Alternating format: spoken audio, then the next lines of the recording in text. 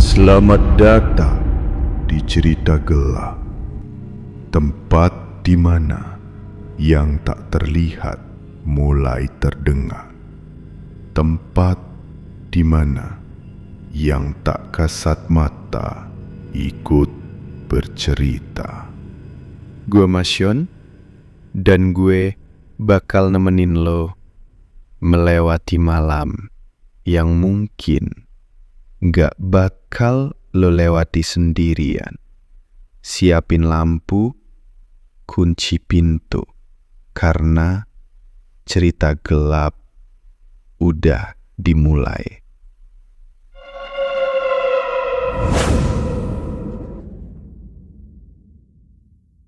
Assalamualaikum warahmatullahi wabarakatuh semua. Di cerita gelap malam ini, gue gak sendirian. Udah ada temen gue, narasumber yang katanya punya pengalaman yang bikin bulu kuduk lo berdiri. Langsung aja, halo Siska. Halo juga Mas Yon. Halo juga buat semuanya yang lagi dengerin dan nonton cerita gelap. Siska ini bukan cuma sekedar temen ngobrol, tapi malam ini dia bakal ceritain langsung kejadian yang dialamin soal kos-kosan yang katanya sih gak cuma murah, tapi juga nyimpen cerita gelap di baliknya. Iya Mas, kalau ingat kejadian itu, kebayang-bayang terus.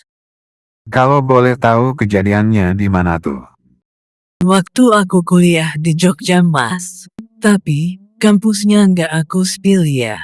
Soalnya kosannya terkenal banget di sana. Makin penasaran. Oke, buat yang dengerin, siap-siap. Cerita dari Siska bakal mulai sekarang.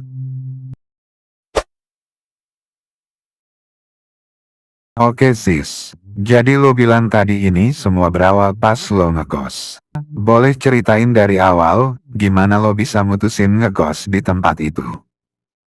Jadi waktu itu, aku baru keterima kuliah, harus cari kos deket kampus. Soalnya kan aku bukan orang Jogja Mas.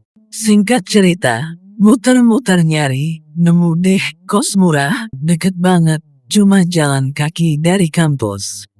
Pas aku tanya, kok murah bu, kata ibu kosnya. Yang penting kuat dek, aku pikir cuma bercanda.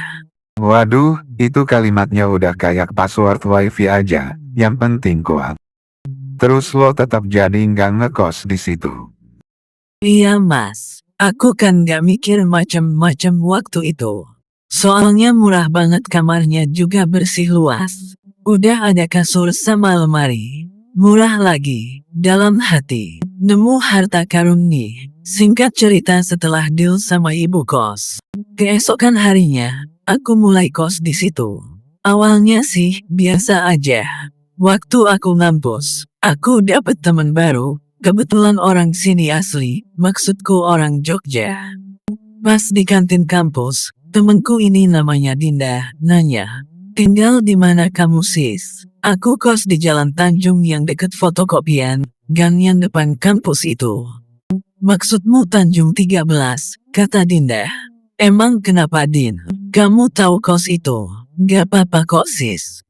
Kayaknya Dinda menyembunyikan sesuatu, tapi aku tetap positive thinking, sambil melanjutkan makan di kantin itu. Malam harinya, waktu aku belajar sendiri di kamar, ada suara tangisan cewek yang terdengar jelas di telingku. Aku mikirnya, palingan orang yang ada di kamar lain. Aku nggak mikir macem-macem waktu itu, sampai keesokan harinya, aku tetap biasa aja. Terus, horornya di mana sis? Hari kedua ngampus, aku ketemu lagi sama Dinda. Kita ngobrol di bawah pohon yang rindang, sambil nunggu kelas berikutnya. Dinda bertanya, gimana sis tidurnya? Aku jawab, aman-aman aja. Emang kenapa Din? Kok nanya gitu?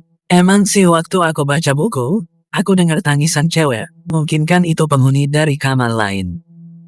Emang kamu belum tahu sis, tentang cerita kos yang di Tanjung 13. Emang cerita apa Din? Jangan bikin parno ah. Dinda pun cerita, kata orang tua, dulu tahun 2017 ada mahasiswi dari kampus ini bundil karena banyak tekanan hidupnya. Karena waktu ditemukan jasadnya yang menggantung di lorong kosan, ada pesan tertulis di sampingnya. Tulisannya, maafkan Tiara ya Mah, karena tidak bisa menjadi anak yang Mama harapkan, I love you Mah. Kan viral waktu itu di Facebook dan Twitter. Emang kamu gak cari-cari dulu informasi tentang kos itu sis? Pikirku, dulu aku gak mikir macam-macam waktu itu. Harganya murah, bersih dan lingkungan juga ramai. Ya udah aku ambil aja, kebetulan juga dekat dari kampus kan. Sore harinya, selesai pulang ngampus, aku mampir ke warung nasi dekat kosan untuk beli makan. Penjualnya bertanya, "Banyak bukan orang sini ya? Soalnya baru lihat banyak." "Iya bu, saya tinggal di kosannya Bu Yati." "Udah berapa lama mbak?" desa itu. "Baru 2 hari ini." "Emang kenapa bu?" Sambil membungkus makanan, penjualnya pun menasehati, "Kuatkan ibadah ya mbak, karena yang udah pada nggak kuat kos di situ. Paling lama seminggu." "Iya bu, terima kasih ya bu sudah mengingatkan." Dinda pun pergi dari warung itu dan jalan menuju kosan. Malam harinya, waktu chatan sama Dinda tentang omongan ibu ke warung itu, Siska pun mulai merasa cemas. Siska minta temenin di kosan. Tapi Dinda pun gak mau, karena takut juga. Akhirnya Siska pun sendirian malam itu, karena kepikiran omongan Dinda dan ibu ke warung. Siska pun sampai gak bisa memejamkan mata. Karena mata ini sulit untuk dipejamkan, tiba-tiba terdengar suara tangisan cewek itu lagi. Dengan rasa sedikit takut, Siska pun penasaran dari mana asal suara itu. Siska terus mencari sampai ke lorong menuju dapur itu. Suasana kosan itu serasa hening, karena penghuni yang lain pada terlelap tidur, karena yang mendengar suara itu hanya Siska. Begitu membalikkan badan mau menuju kamar, tiba-tiba muncul sesosok wanita berambut panjang di ujung lorong kosan itu dan sambil tertawa kecil dan perlahan menghilang. Siska pun berlari menuju kamar dan ngambil selimut langsung bergegas tidur. Keesokan harinya, sewaktu di kampus Siska pun menceritakan kejadian itu ke Dinda. Dinda pun menenangkan perasaan Siska yang lagi gundah gulana. Dinda pun bertanya, "Selanjutnya gimana sis? Aku harus pindah kosan itu Din. Tapi sementara tinggal di mana ya Din? Aku kan gak punya siapa-siapa di sini. Kamu bisa tinggal di rumahku dulu sementara sambil cari kosan yang baru," kata Dinda. "Tapi rumahku sederhana sis, kalau kamu mau." "Gak apa-apa Din, yang penting aman dari gangguan makhluk halus." Seusai kuliah berakhir hari itu, Siska dan Dinda pergi ke kosan Tanjung 13 untuk mengemasi barang-barang dan pamit ke Bu Yati, ibu kos Tanjung 13. Seusai pamit, Siska dan Dinda pulang menuju rumah Dinda. Setibanya di rumah Dinda, mereka pun disambut sama kedua orang tua Dinda. "Kok sampai sore nak?" tanya ibunya Dinda. "Nanti Dinda ceritakan bu." Dinda mau mandi dulu, soalnya badan udah lengket. Setelah membersihkan badan, Siska dan Dinda pun sholat maghrib bersama keluarga Dinda. Seusai sholat mereka pun duduk di meja makan sambil menceritakan kejadian yang Siska alami.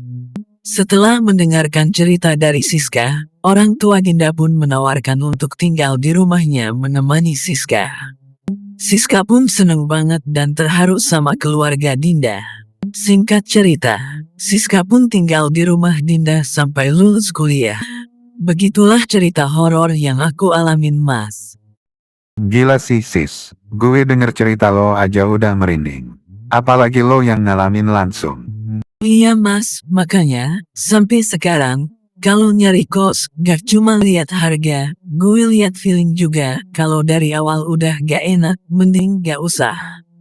Setuju, kadang tempat itu ngasih sinyal kok, cuma kitanya aja kadang ngeyel.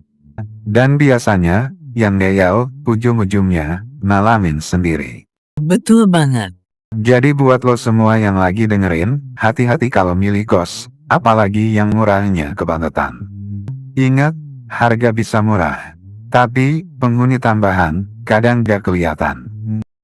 Dan kalau kamu punya cerita horor kayak aku, boleh banget kamu ceritain ke podcast ini, biar pengalaman kamu juga bisa jadi peringatan buat yang lain.